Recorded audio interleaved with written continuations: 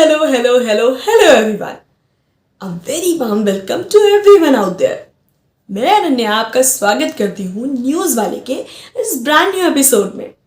आज हम बात करने वाले हैं किसी ऐसे टॉपिक के बारे में जिसके बारे में बस हम ही नहीं, आज की डेट में पूरी दुनिया बात कर रही है।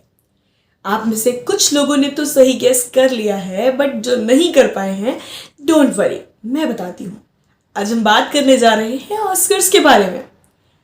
डॉक्यूमेंट्री कैटेगरी में एस करने वाली Indian documentary the elephant whispers ने पूरी दुनिया भर में हमारा नाम रोशन कर दिया है।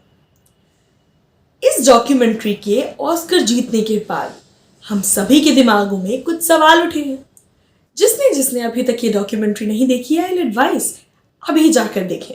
लेकिन हाँ, उसके पहले हमारा पूरा वीडियो ज़रूर देख लें ताकि आपको एक इंसाइट मिल जाए कि एग्जैक्टली इस डॉक्यूमेंट्री में क्या दिखाया गया है। तो इस डॉक्यूमेंट्री के ऑस्कर जीतने पर कई लोगों के दिमाग में, इंक्लूडिंग मी, उठे थे ये सवाल कि क्या है इस डॉक्यूमेंट्री का प्लॉट जिसने हमें इतने सालों से जो ऑस्कर्स का हम वेट करते थे कि शायद इस साल हमें कोई ऑस्कर मिल जाए, शायद इस साल हमें कोई ऑस्कर मिल जाए, वो ऑस्कर आखिरकार इंडिया को दिलवा दिया। ऐसा क्या होगा इस डॉक्यूमेंट्री में? इसके अलावा इसका प्लॉट क्या है? ये कहानी आखिर है किसके बारे में? क्या ये कहानी इंसानों के साथ साथ जानवरों का मेल दिखाती है? इसके साथ ही और भी कई सवाल उठते हैं। इस डॉक्यूमेंट्री में ऐसा क्या दिखाया गया है कि जिन ऑस्कर्स का हम इतने सालों से वेट कर रहे थे कि शायद इस साल की कोई मूवी हमारे देश की हो जो ऑस्कर जीते, इस साल कोई फिल्म हो जो ऑस्कर्स तक जाकर हमारा देश का नाम रोशन करे, और वो चीज़ एलिफेंट विस्पर्स ने कर दिखाई, तो इसके प्लॉट में कुछ तो खास होगा। साथ ही ये कहानी है किस पर बेस्ड?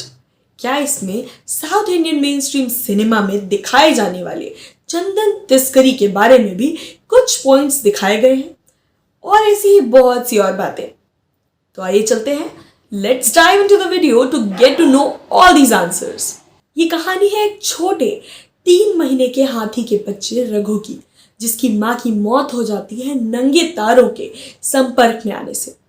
अब करंट में लगने के कारण जिसकी माँ की डेथ हो गई, वो 3 महीने का छोटा मासूम घायल बच्चा कैसे इंसानों के साथ अपनी आगे की जिंदगी बिताता है, यही कहानी दिखाई गई है यहाँ। रघु की माँ की डेथ से कई सवाल उठते हैं। लोग अपनी फसलों को बचाने के लिए जो इलेक्ट्रॉनिक फेंसिंग करते हैं, चंदन की तस्करी करते हैं, अलग अलग ऐसे क्राइम्स हो रहे हैं जिसकी वजह से जानवरों को बहुत कुछ फेस करना पड़ता है। लेकिन इस फिल्म में इसका क्राफ्ट इस तरह का है कि इसमें किसी भी चीज़ को विलेनाइज करने की कोशिश नहीं करी गई है। ऐसा नहीं है कि फिल्म में इन पॉइंट्स को दिखाया नहीं गया, कुछ फ्रेम्स इनको डेडिकेट ज़रूर किए गए हैं, लेकिन इसमें कहीं भी इन चीज़ों को बहुत महत्ता या कोई ऐसा एंगल दिखाने की कोशिश नहीं करी गई है जो अट्रोशियस दिखे। It is based on pure reality, और इसका एंगल ऐसा है जिससे केवल रियलिटी दिखाई जा रही है। द वे रघु की लाइफ आगे प्रोसीड करती है वो दिखाया गया है। कार्तिकी गोंजाल्विस यानी फिल्म की डायरेक्टर ने मधुमलाई नेशनल पार्क, जो कि तमिलनाडु में स्थित है, वहाँ पूरे 5 साल लगाकर इस डॉक्यूमेंट्री को फिल्माया है। कट्टनायकन नाम का एक आदिवासी समुदाय पिछले 130 सालों से हाथियों के अनाथ और लावारिस बच्चों की देखभाल करता है।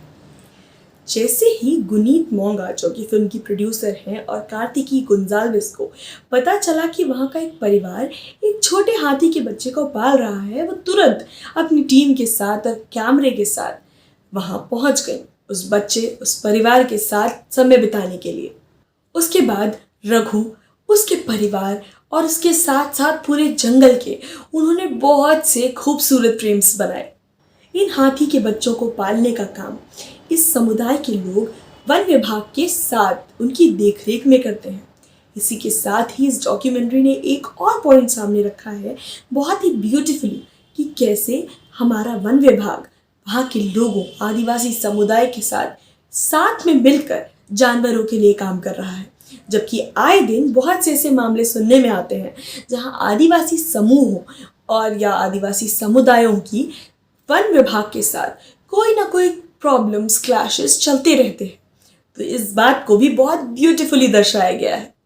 मात्र 43 मिनट्स की इस फिल्म को देखकर कोई एमेच्योर भी बता सकता है कि इसको बनाने में कितनी मेहनत लगाई गई है। और जंगल के अनेकों अनेक पशु पक्षियों के साथ साथ जो समुदाय है, जो आदिवासी समुदाय है, उसके तीज त्योहारों, शादी ब्याह, अनेकों फंक्शंस के बारे में, उसके साथ साथ रघु कि कैसे अपने परिवार के साथ मज़े करता है, अटखेलियाँ करता है और गुस्सा होता है, वो उसे मनाते हैं, खाना खिलाते हैं, साथ साथ वो कैसे अपना जीवन आगे यापन करते हैं, कैसे वो कोएग्जिस्ट करते हैं, इसे बहुत ही ब्यूटीफुली दिखाया गया है। अब बात आती है फिल्म के शीर्षक की, जो कि south African wild life reporters Graham space और लॉरेंस एंथनी की बुक द एलिफेंट विस्परर से इंस्पायर्ड है। So this was all about the elephant whisperers. Hope future में बहुत सी और भी ऐसी फिल्म्स आएंगी जो हमारे देश को ऑस्कर जैसे इतने बड़े प्लेटफॉर्म पे जाकर प्राउड फील करवाएंगी।